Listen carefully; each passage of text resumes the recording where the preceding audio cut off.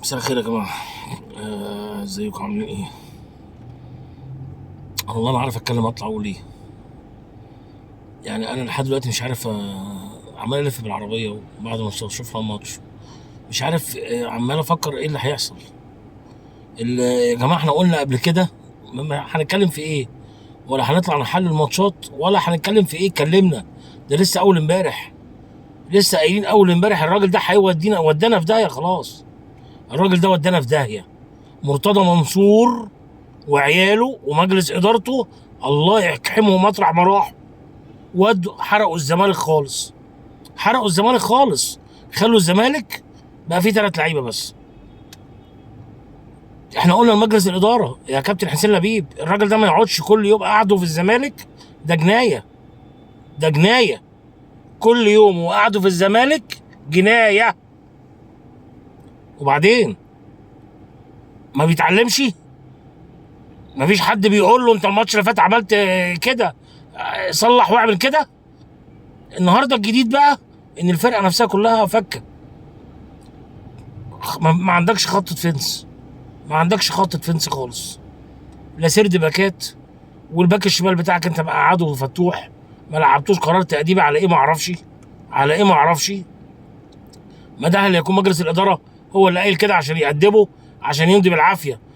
يا عم يلعن ابو اي لاعب مش عايز يلعب في الزمالك. اللعيب الوحيد اللي عندك الباك الشمال بتقعده ليه؟ بتقعده لما سالنا قال لك اصل بيقعدوا قرار تأديبي. وقول اخر بيقول لك اصل هو مريحوا الماتش بيراميدز. ماتش بيراميدز مين؟ انت طالع من الكاس. لو الراجل ده قعد يا مجلس اداره الزمالك، الزمالك طالع من الكاس. يا مجلس اداره الزمالك مرتضى سايبها لكم ارض محروقه. ارض محروقه لازم تتصرفوا بسرعه. لازم تتصرفوا بسرعه. 6 بونت. خسران 6 بونت. يا نهار اسود. خسران 6 بونت. هقول لك ايه بس. لا حول ولا قوه الا بالله العلي العظيم يا رب. تخسر 10 نقط في اول الدوري. طب ما احنا قلنا احنا مش مستنيين حاجه السنه دي. مش مستنيين حاجه من الزمالك في الدوري. عنده كاس مصر وعنده الكونفدراليه وعنده الرابطه. مش مستنيين، يعني مستنيين بس اللعيبه تقف على رجليها. لان ده الورث بتاع مرتضى منصور وعياله. الورث بتاع مرتضى منصور وعياله اللي لازم يتحاكموا. الجمعيه العموميه خلاص، هي الجمعيه العموميه حولت الميزانيه للمجهز المركزي للمحاسبات. ورونا بقى يتحاكم. ورونا بقى يتحاكم. ورونا بقى ازاي هو يتحاكم. لازم الراجل ده يتحاكم يا جماعه. لازم يتحبس هو والمجلس كله. هو خالد لطيف وجمال عبد الحميد ومش عارف ومين، ابو رجيله ومش عارف اسمها ايه، الست دي اللي كانت قاعده معاهم ما بتعملش حاجه خالص. الفار. سميره الفار باين ولا مش عارف مين. المجلس كله بالكامل بالكامل بالكامل. وعماد مقلد وكل الناس دي لازم نشوفهم في السجون. هو اللي حصل في الزمالك ده شويه. الجديد النهارده بقى على البلاوي السوداء ان لعيبه الدفاع ما بتتمركزش. عندك الاخ حسام عبد المجيد ده طلع في الليله جديد. اهو ده جديد ده. الستارت الاب بتاعه بطيء جدا. اي ستارت سواء في تاكلينج او في لعب عاليه ما بياخدش العالي. بيطلع بطيء جدا بعد الكره ما تعدي منه. فرصتين والجون التاني جاي ياخدها ما خدهاش. والجون الاولاني جاي يعمل تاكلينج، عمل تاكلينج بعد ما اللعيب مد رجله وخد الكوره وشاطها في الجون. الاخ مدحت عبد الهادي ده مش كنت انت سيرد باك مصر ومنتخب مصر واخد مع الزمالك 3 دوري وكاس افريقيا وكاس الكؤوس؟ حضرتك فين؟ ما علمتش ليه اللعيبه بتاعت الدفاع دي تتمركز ازاي؟ اخطائهم ايه من الماتش اللي فات واللي قبليه واللي قبليه واللي قبليه؟ يبقى انت كمان تروح في داهيه انت مع اوساريو ده خالص. يوم الاربعاء عندنا ماتش بيراميدز في الكاس. يا جماعه المنظر وحش. منظرنا وحش. لما تلاقي نفسك تسع الدوري ولا 8 الدوري وحش. مش هنستحمل احنا الكلام ده خالص. الله، صابرين على ايه؟ عشان ما يقولوش ان انتوا مشيتوا المدرب اللي جابوا مرتضى منصور؟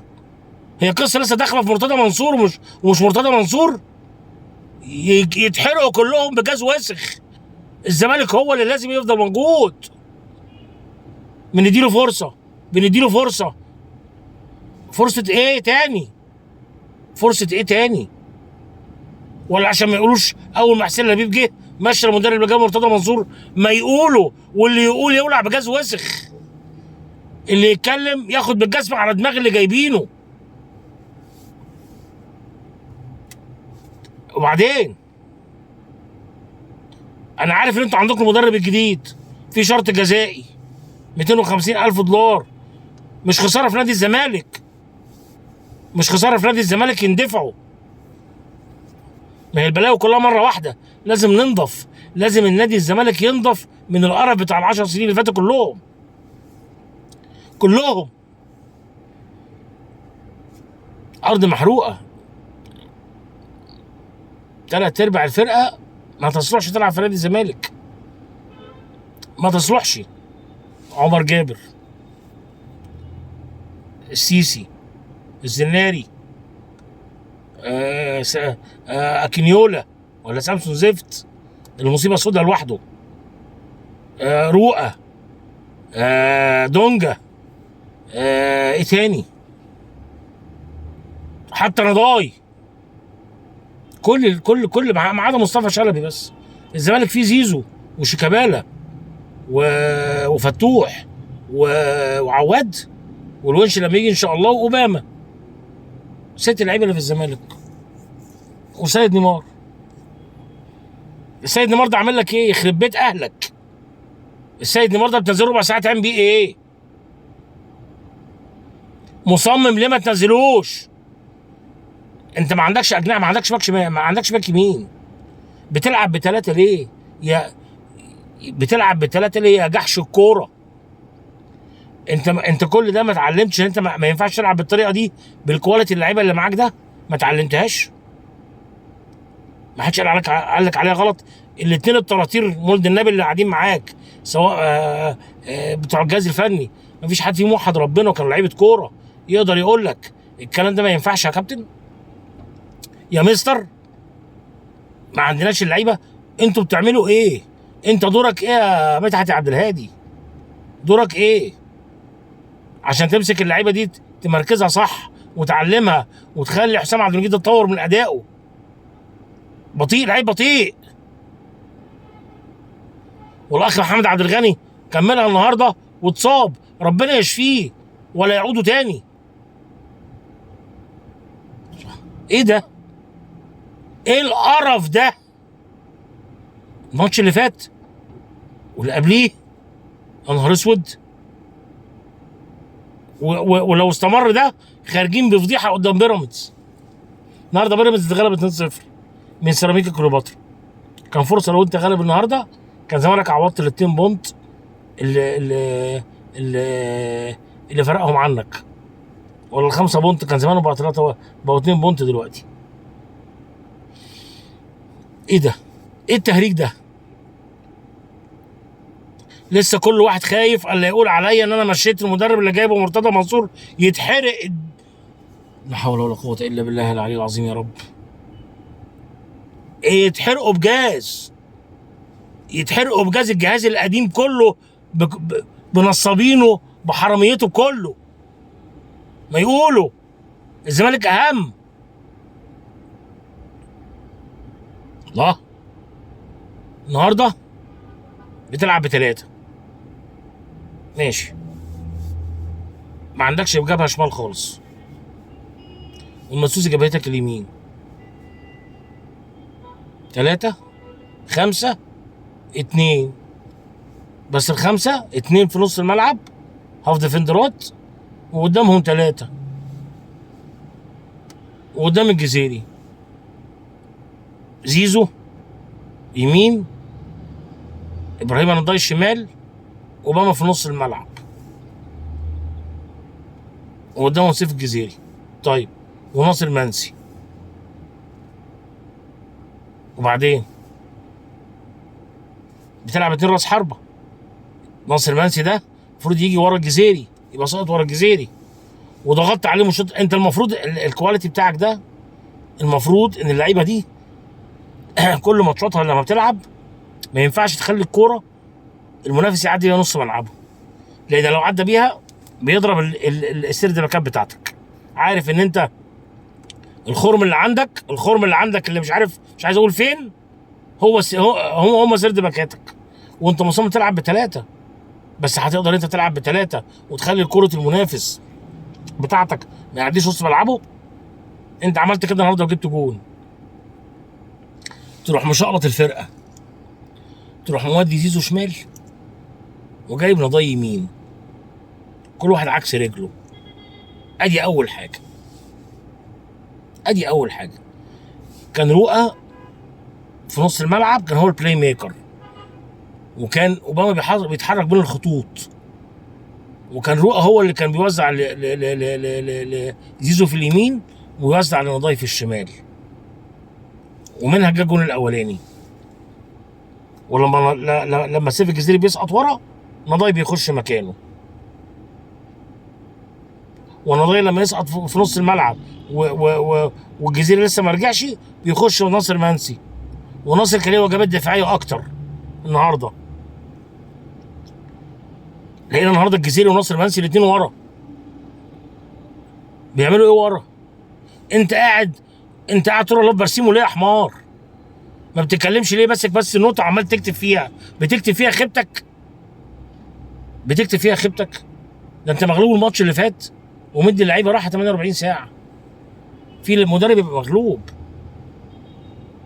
ويدي الفرقه راحه؟ ده فيريرا كان واخد كاس مصر من الاهلي، تاني يوم كانت اللعيبه عندها تمرين.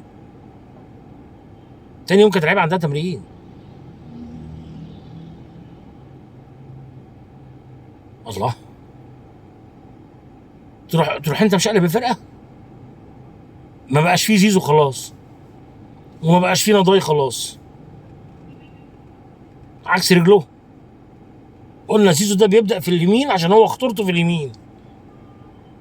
لما بيجي شيكابالا بيلعب هو في اليمين شيكابالا، وزيزو يلعب في الشمال ويقطم في الصندوق جوه، بيبقى زي مهاجم كده من تحت. ولا رؤى بقى يدي كور يمين وشمال. خلاص بقى هما متمركزين لك والاخ دونجا عمال يطفش كور. خلاص ورؤى راح راجع لورا، خلاص وما بقاش يعمل صانع لعب، فك، مفيش تركيز. ابتدوا هما يطلعوا في نص الملعب. لعب قدامك ايه بقى؟ لعب قدامك 4-4-2. تخيل. وبقى يرمي كور من ورا الدكتور محمد عبد الغني والباشمهندس حسام عبد المجيد. ما انت هتجيب مكانهم مين؟ عم محمود علاء؟ اصغر من 6 يا سيدي.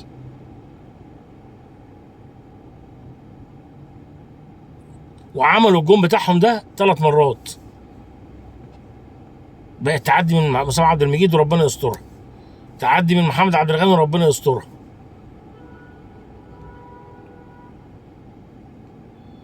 الشوط الثاني حضرتك تروح منزل شيكابالا وتطلع مين بقى؟ نزلت شيكابالا مكان مين؟ ما كان ناصر منسي. ماشي. وتروح مطلع الجزيري ومنزل سكر. يا نهار اسود ومنيل. بتطلع الاثنين مهاجمين بتوعك، وتروح انت بقى مرحل اوباما يبقى هو اللي في ال 18. اوباما كده خلاص، اوباما خطورته ان هو ممكن يخش مكان المهاجم يلعب كرة في ال 18 ولا حاجه، انما يبقى هو المهاجم الرئيسي بتاعك، قضيت عليه. ورحت ضحك علينا وقال يعني رجعت زيزو تاني يمين ورجعت نضاي شمال. اصبح كده شيكابالا لوحده واصبح زيزو لوحده. ما عندكش جبهات خلاص، مفيش اطراف. هو شيكابالا ده، هو زيزو ده هيفضل كل ماتش هو اللي يلعب ويجري ويعمل اسيست ويجيب جون؟ زهق.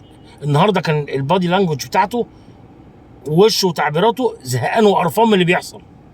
شيكابالا نفس الحكايه.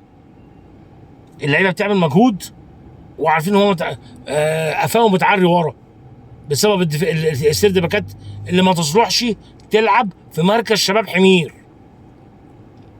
لولا عواد النهارده كان الزمالك شال 4 بالهجمات القليله بتاعته. فرقه طالعه من الدرجه الثانيه تعمل فيه كده؟ صابرين على ايه يا مجلس اداره نادي الزمالك؟ صابرين على ايه؟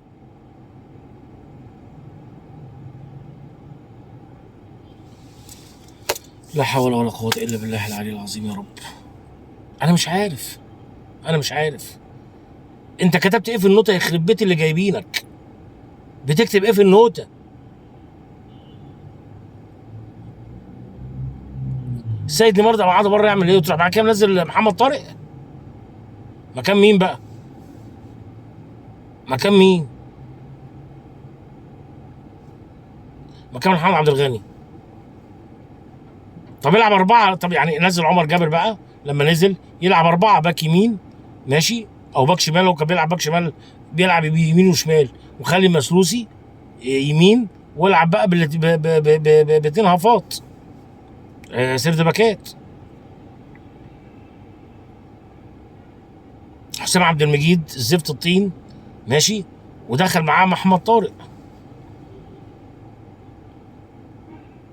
يروح عمر جابر متصاب، تروح منزل مكانه السيد نيمار فاضل 14 دقيقة. هو السيد نيمار ده عامل لك حاجة؟ واخد عليك شيكات؟ السيد نيمار ده مفيش حد من الطراطير المولد النبي اللي معاك في الجهاز قال لك ده لعيب كبير جدا وجاب لنا دوري سنتين؟ ما حدش قال الكلام ده خالص خالص. ولا هي بالعند؟ شيكابالا النهارده كان واقف متضايق وهو بيلعب ماتش ملوش نفس يلعب. ما هو بنلعب يعني ايه؟ وهنجري وهنعمل فنتات وهنرقص ونخش ونشوط، وفي عندي ظهري قفايا ورا في 2 نسوان، قفايا ورا في 2 نسوان قاعدين في خط الدفاع. الوضع سيء جدا جدا جدا جدا. ولو استمر الراجل ده انا بقول لك اهو، انا خلاص احنا لساننا دلدل. احنا كنا المفروض الموسم ده كنا المفروض نروح ماتشات الزمالك نحضرها. انا كنت رايح ماتش بيراميدز الاربع الجاي المفروض، لان انا مرتب الكلام ده من زمان. قلنا ما دخلناش النادي في عهد زفت الطين، مش عايزين نشوف خلقهم كلهم. كان النادي كله وسخه وعار. لما يمشوا نيجي نخش نلاقي المنظر ده تاني. ايه ده؟ وانا قايل الكلام ده، احنا مش منتظرين من الزمالك حاجه خالص السنه دي. كان عندنا امل بس ان الدوري يبقى مركزنا فيه كويس من الاربعه الاوائل، وده كتر خير الدنيا. لان انا قلت لو انا نفسي، لو انا رحت ضربت نادي الزمالك هحط كل لعيب في مكانه، هلعب 4-2-3-1. الفرقه هتقف، والاثنين السرد باكات دول بالجزمه القديمه. لو طلعت 2 ناشئ مع اسمه ده، مع الونش الله يشفيه، خلاص الموضوع انتهى. وهم حتى بالمنظر السيء ده لو لعبوا في مكانهم صح، ولعب معاهم 2 باكين وجناحين قدامهم، الموضوع انتهى. يقدر الزمالك يقف على رجله، يقدر لغايه ما الايد يجي وتفك الايد ونجيب لعيبه. والمدرب ده يغور في 60 دقيقه كده كده يغور. انما بالمنظر ده انتوا قاعدينه عشان ما يتقالش ان حسين لبيب اول ما جه مشى اللي جاب مرتضى منصور. هو مرتضى منصور بس اللي جاب اوساريو؟ ولا احمد مرتضى منصور؟ ولا امير مرتضى منصور؟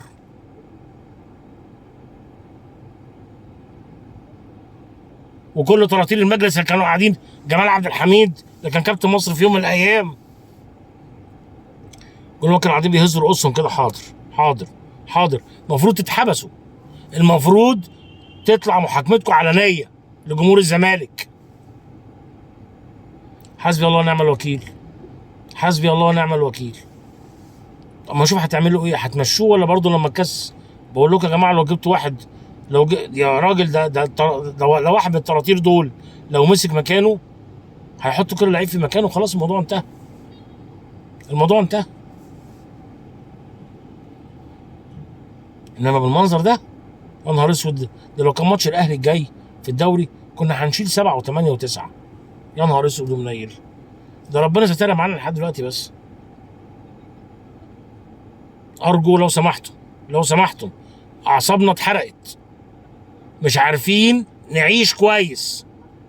لو سمحتوا خلصوا ومشوا الراجل ده. وعندكم رجال اعمال كتير، لو كل واحد من رجال الاعمال دفع له 50,000 دولار الموضوع انتهى. بس لازم يمشي، ما يقعدش النهارده، ما يباتش في الفندق بتاعه النهارده. الرشيد كان جايب له فيلا ولا جايب له عربيه يتحرق على دماغ امه، هو الجهاز اللي معاه.